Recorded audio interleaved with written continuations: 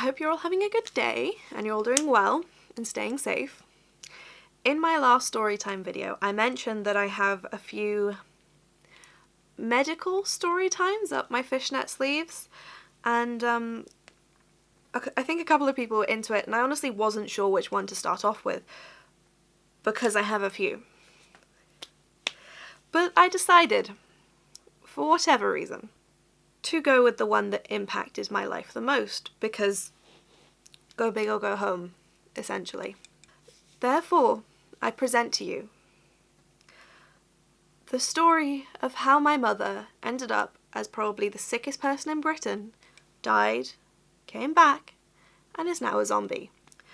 I'm going to try and simplify it as much as I can because it is quite complicated, especially when you get down to kind of the medical minutiae of it, and sort of streamline it since it is quite a long story, and I don't want this to be sort of a 40-minute video or an hour video, as it were. Honestly, it gets kind of jumbled in my head, and I've tried to organise it as much as possible because it was a very intense couple of days and it was a very intense situation. So a couple bits may be off, but overall the story's correct. To set the scene, the year is 2016. I was at the end of my first year of a fine art degree. I was living in halls, or as they're known in America, dorms, I believe, which was about an hour away from where my parents live. My mother had been to visit me the day before and have a look at my exhibition that I was doing. It was just kind of very relaxed and it was nice, you know? And I was relaxing in bed and I was texting my mother to check how she was and things like that. You know, just the general stuff you do, like, oh, how you doing? Everything okay? You know? And she just replied with, oh, I'm okay. I'm just waiting for the ambulance. And I was just like, what? What?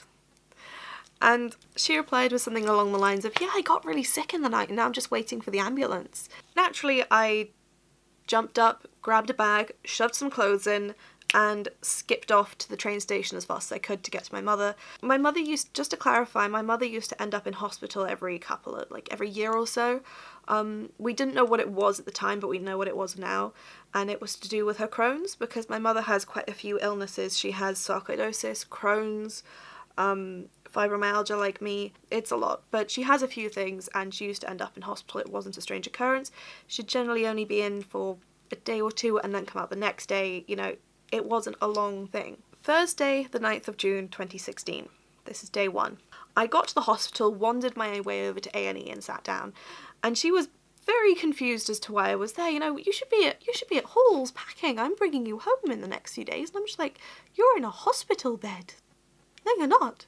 The doctor came around a bit later and he said she'd needed a simple procedure and then she'd be sent home. I really wish he'd checked her more thoroughly, because if he had, a lot of this could have been avoided. Her pain levels kept on rising. It got to the point where when I would go to the bathroom, so she was at the end of at the end of the ward of A&E, and I would go right the way, because this was the ward. I would then go past the reception bit with the nurses, down another ward, down another bit, then to the bathroom around the corner. I could hear her almost screaming in pain from a few corridors away, and you're in hospital, you can't help her. You know, there's nothing you can do. That feeling of helplessness is overwhelming. But to their credit, the nurses would come around, on the dot. The time that she was able to take the next dose of Oromorph, which is a painkiller, they would be there. He was amazing. She started getting so much worse. And obviously, they kept her overnight instead of just charging her.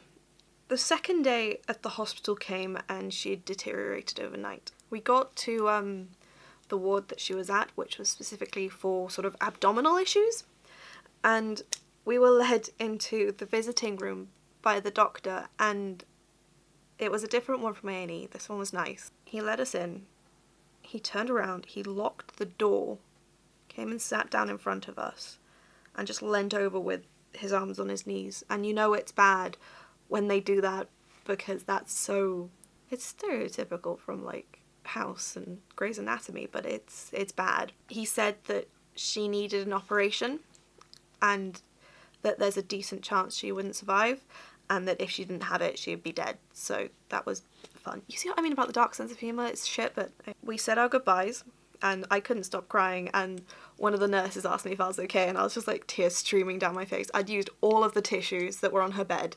Like, she was in such a bad condition that she could barely talk, but the nurse was sweet. We ended up in the intensive care unit's waiting room, and I still remember the exact outfit I was wearing. I've still got that dress. Wearing that dress now just feels weird, so I haven't worn it again, though I feel like I still should, but it's like, it feels weird to wear it. So this operation, it was a laparoscopy turned into a laparotomy. Essentially, she had issues in her stomach. I don't want to make this too graphic because I understand that some people have sensitivities to this. She had issues in her stomach, and the laparoscopy was to be exploratory, but it turned into a laparotomy because it was more severe there were more severe issues than they thought. This surgery was supposed to be about 3 hours long. I had absolutely no idea what to do with myself. You know, I'd rushed over. I hadn't brought anything. I had my phone. It felt wrong to read. It felt very disconnected. So I wrote a letter to her because I wanted to occupy myself. I've always been a very kind of journal-orientated person. I still write in my journals. But I wrote this letter to her, telling her all the things I wanted to tell her, that I didn't have the opportunity to, that it was pretty much just describing what was happening to her. But it was essentially me just pouring my feelings out, like, because I always talk to my mother. My mother and I are very close.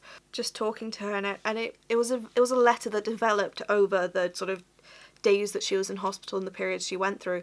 There were some pretty major complications from her surgery. So the laparotomy cut down there, and because her intestines had swelled so much, they couldn't sew her back up, and they had to leave her intestines exposed. They put a special mesh over the intestine. Yeah, yes, I have pictures of all of this.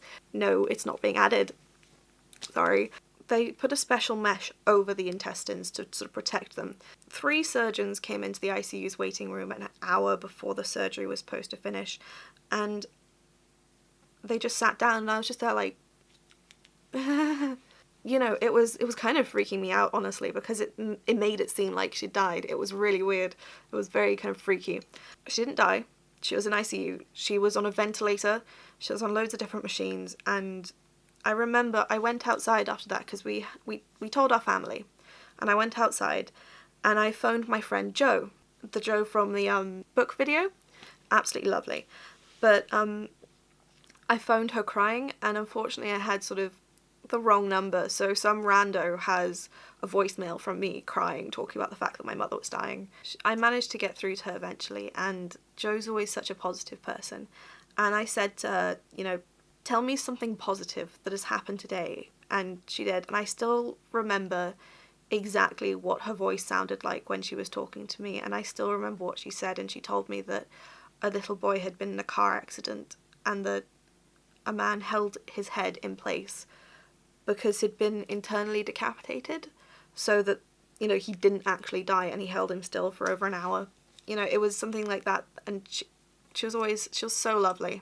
It really helped me calm down. There's also Arsenic Typhoon from my previous Storytime video. They offered to, like, I had to stop them. As soon as they heard about it, they were like, I'm getting in a taxi, I'm coming over, you're going to be okay, I'm bringing food. And I was just there like, it's okay. I really just want to be alone.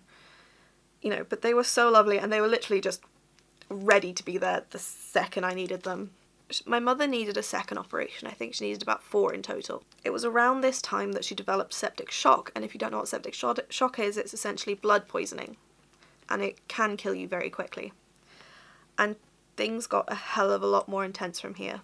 I think it was during the second operation that she actually died on the table for a few minutes, though they did manage to bring her back. No, she didn't see anything. She was very upset that she didn't see anything, and she would very much have liked to see things. Each patient had their own nurse, so that, you know, there wouldn't be any wait. They each have someone that will be with them all the time.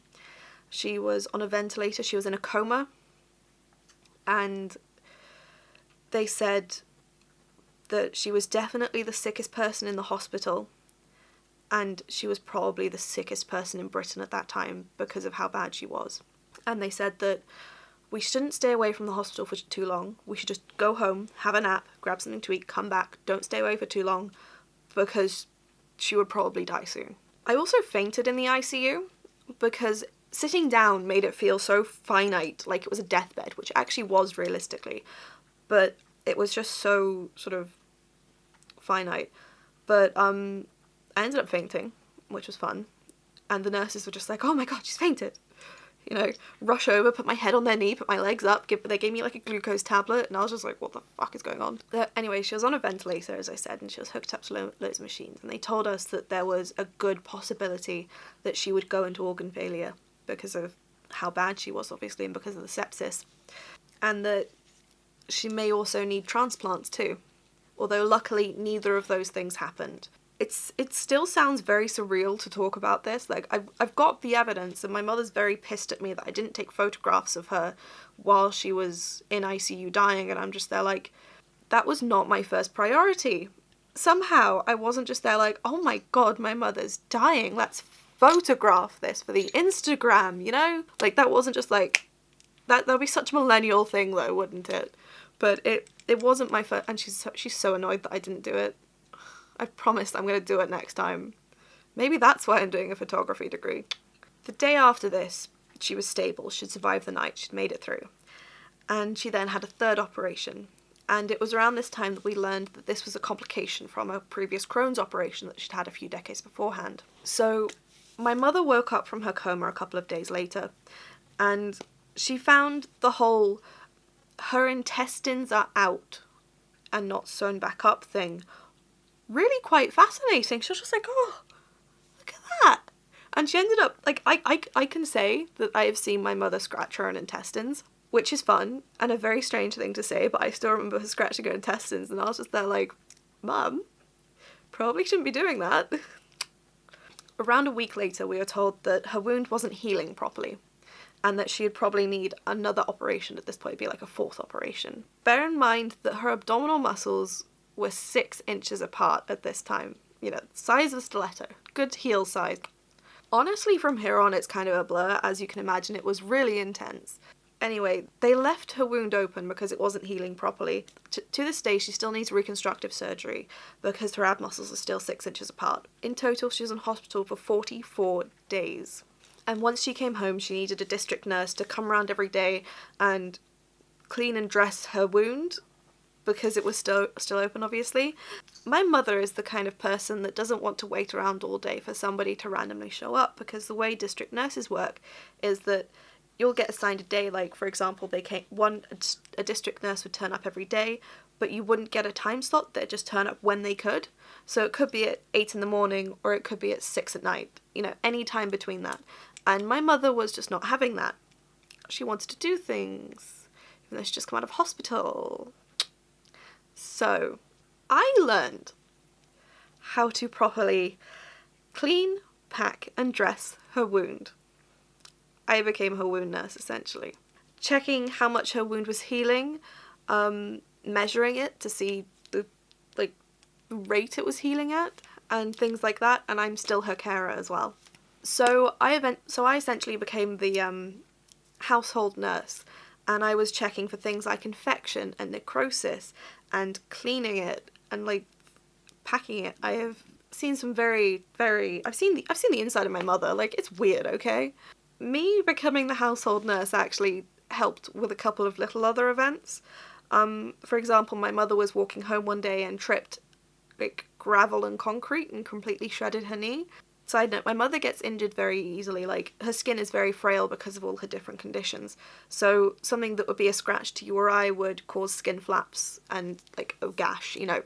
That was when renovations were happening in my neighbourhood, and I was asleep at this point. You know, it was like 7 a.m. and she woke me up and she just took me awake, and I was like, what is going on? And she said, I need the resident nurse. And I'm just there like, I woke up and I saw this blood and the tissue, because she put dried tissue on it. I had to pick that out of her knee while I was cleaning it. And she put dried tissue on it, and I was just looking at it. I had my retainers in. I didn't have my glasses on. Like, I wanted a cup of tea. And I was just there like, are you serious? If you're wondering why we didn't go to A&E, it's because she didn't want to go, and she has very, very valid reasons. Mainly because I had a time in A&E when there was a good possibility I had meningitis. And they said I had to wait for about 6 or 7 hours to be seen. If you want that medical story time, please let me know. It's, interesting. But, you know, I had to wake up and dress and pack her knee and clean it and cut off skin flaps and then take her to the doctor where the nurse dressed it and she's like, oh, have you been to A&E? And I was just like, no, that was me, but cheers. So my mother still needs she still needs the reconstructive surgery, but obviously that's not going to happen at any point with COVID. And my mother's actually had the COVID jab as well now, the AstraZeneca, the Oxford one. She had the first one of those. She's doing well now. But it was such a scary experience, sort of watching my mother die in front of me and be completely helpless towards it. And I'm sure it actually led to me meeting a very lovely woman named Christina, who's now my friend, and she had a very similar experience, like creepily similar. That was a really interesting thing to kind of meet somebody who had a very similar experience afterwards. Though my mother did actually experience the ICU psychosis, which can happen when you're sort of in a coma in ICU and your brain sort of perceives things in a different way. I think she had people in this sort of psychosis state, she had people doing yoga class next to her, and there was like black market organ sales. It was really weird, but also really fascinating at the same time. It was a really weird time. Essentially, what I've learned from this is that I'm very useful in a zombie apocalypse. I can clean, dress, and pack a wound pretty quickly. I used to be able to do it, and I used to be able to do it very quickly because I was doing it like every day. Oh, I also used Pico as well. That was like negative pressure therapy. That was cool. Essentially, in the zombie apocalypse, I'm someone very useful who can clean, dress, and pack wounds for you. But yeah, I hope you enjoyed this story time. Please let me know if you want others, whether they are medical related or otherwise. I'm always happy to do more because I always find them quite interesting to do as well. I hope you have a good day. Stay safe. Toodle pip.